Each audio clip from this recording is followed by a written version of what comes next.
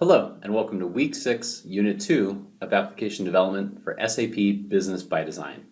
In this unit, we're going to take an overview of life cycle.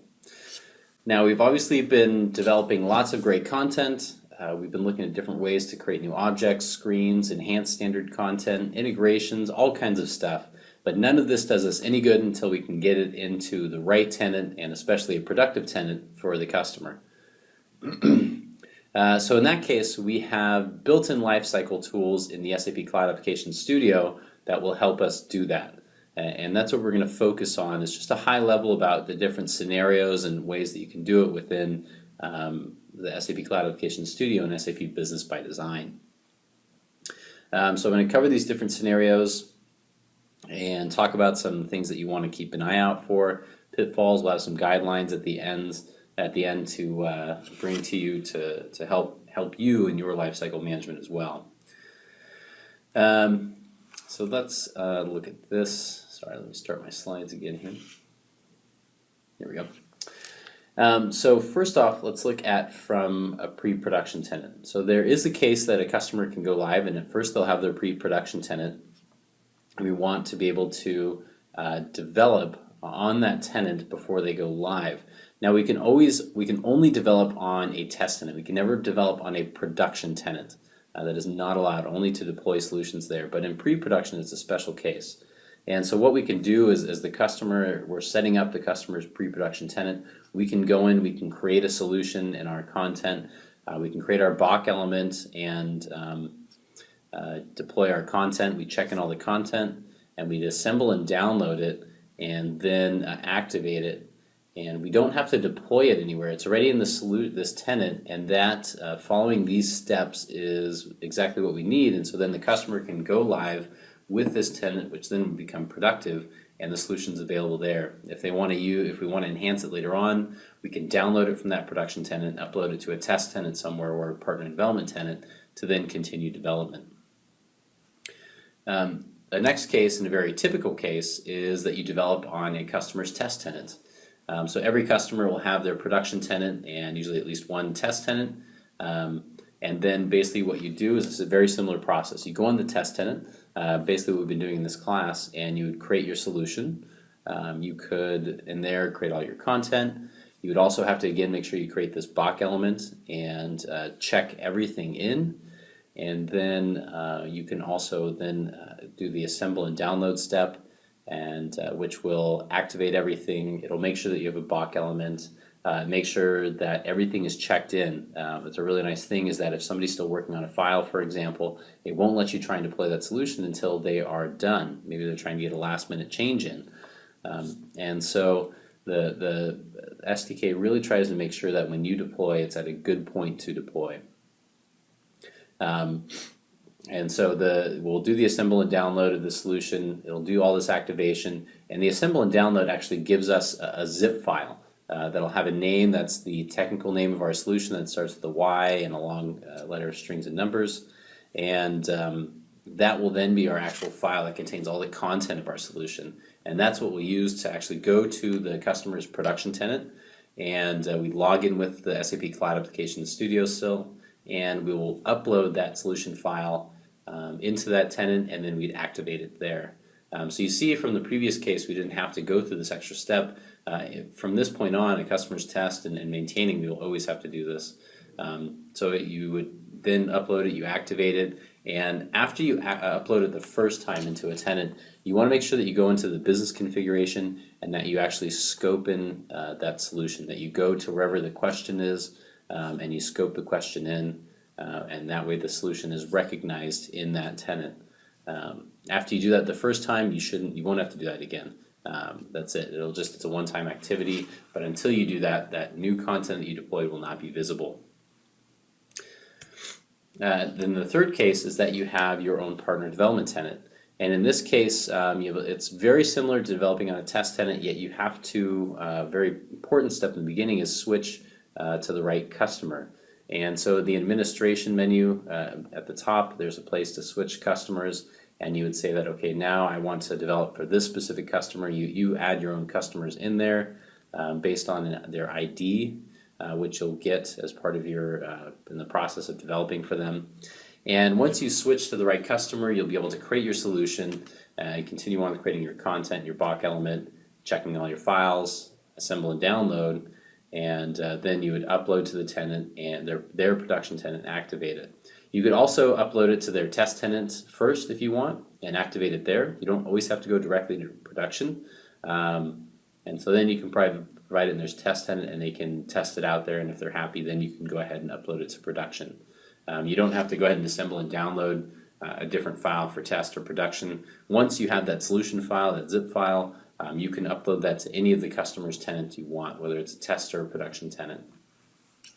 And again, if it's the first time for that tenant, it has to be scoped in through the business configuration. And when you do your scoping in the business configuration, make sure you're not somehow using a studio user, a developer, an admin. You want to make sure you have a business user, somebody that does not have access to the SAP Cloud Application Studio. You should never do any business configuration changes in the Business Configuration Work Center with a studio user. I recommend that you don't even, you stay away from it as much as you can. Don't assign that to your user. You shouldn't need to. You can do all of the business configuration you need with the minimum authorizations as noted in one of our first units within the SAP Cloud Application Studio. So you should have some type of user that is not a studio user that goes in and does your business configuration scoping.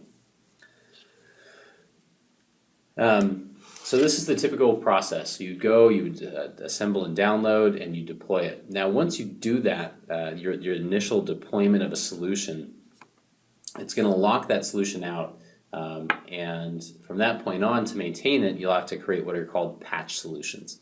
And a patch solution is just basically a copy of your original solution with a higher version number. It'll put it back into development, because after you assemble and download, your solution is actually locked. You won't be able to do any changes at that point in time. You can't change any text, you can't create any new content, you won't be able to delete your content in there. It's literally locked out for any changes. You create a new patch solution, and that opens up a new solution in what's called maintenance mode. And maintenance mode is basically some restrictions that are put in place by the SAP Cloud Application Studio for us as developers to make sure that we don't make changes that would be incompatible in another system, so we don't lose data, so we don't cause any kind of inconsistency. And so basically things like that it'll restrict us from deleting different content, from changing data types of elements.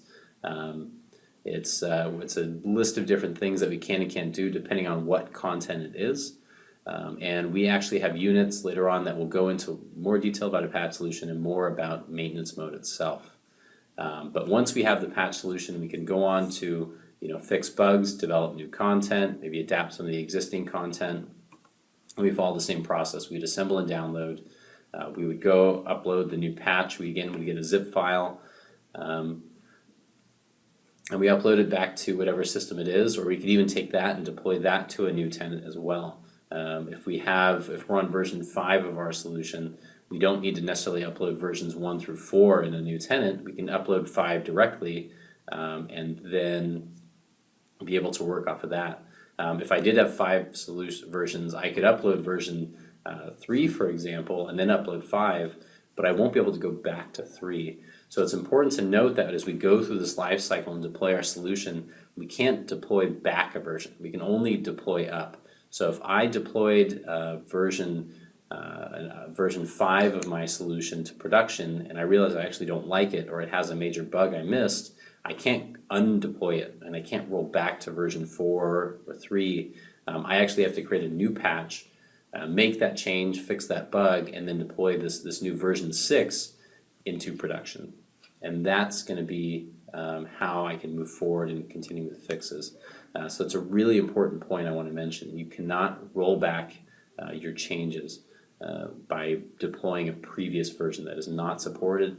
You always have to create a new version, a new patch, make your changes there, and then deploy them.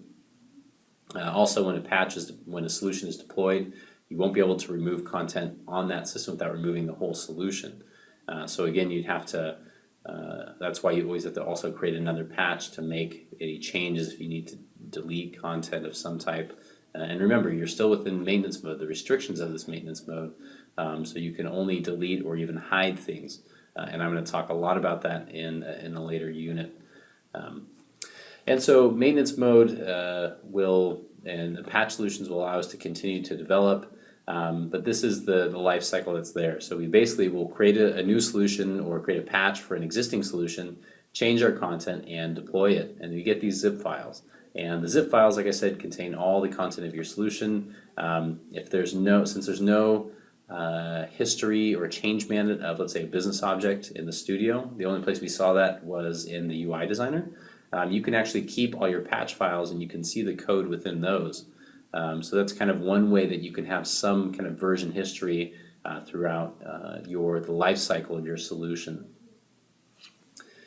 Some guidelines at the end. One thing we recommend is that you keep to one solution per customer as best as you can. And really the reason we recommend this is because it goes into the fact, and we talked about this I think earlier, that any solution that we develop, only the content of that solution can only work within that solution. Like if I develop two solutions on one tenant, they can't talk to each other. I think we talked about this in the solution type unit, that solutions are separate from each other. They don't know that each other exists. So if I have my bonus plan in the solution that I've created, tomorrow I create a new solution, I can't directly reference bonus plan. It's not going to know what it is. I would have to use a web service between the two, which is not recommended. So if you keep everything in one solution, it kind of avoids this. And that doesn't mean that you always have to have one solution. You may have content that is never relevant to other content, and it doesn't need to be in the same solution. So maybe you have multiple solutions in that case, and that's perfectly fine. It's just that keep in mind, content in different solutions does not talk to each other.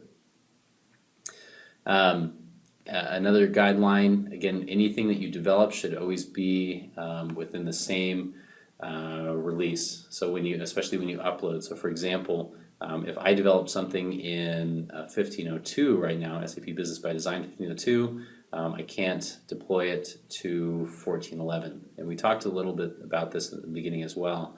So if one period where you might see this is during an upgrade period where your test tenant has been upgraded, production is not upgraded yet, maybe it'll be a week or two. You won't be able to take any 1502 content and upload it into your previous 1411 tenant. You have to wait till either that's upgraded itself. But you can also upgrade forward. So any content, 1502 content, I could put into a 1505 tenant if I want.